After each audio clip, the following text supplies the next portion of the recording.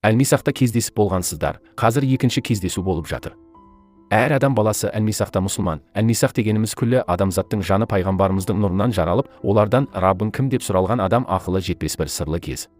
Ол кезде адам тәні әлі жаралмаған, сондықтан пайғамбарымыз адам жаралудан бұрын пайғамбармын дейді. Алла күллі адамзаттың жан рухтарын адам беліне салды. Одан оларды оң-сол екі жаққа бөліп, бір бөлігін адамның оң жағынан, тағы бір бөлігін сол жағынан суырып алды.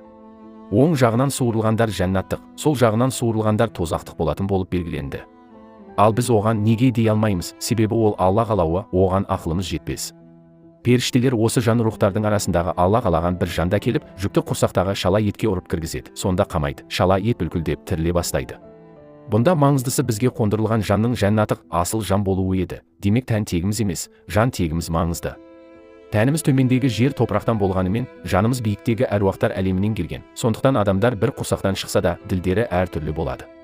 Жан кейде көзімізден көкке қарап, қашан бұл түрмеден шығып, бар жағыма кетемін дейді, тәннен кетуді аңсайды. Ол ажал келгенше тәнге байланады. Бір қызығы, сіз әлмисақта қандай жанға жақын болсаңыз, осы дүниеде де сол жан қондырылған адамға жақын боласыз. Демек сіздер әлмисақта кездесіп болғасыздар. Ал қазір мына дүниеге келіп, адам ақылы жетпес сырлы тағдырыңызды орындап жатырсыз.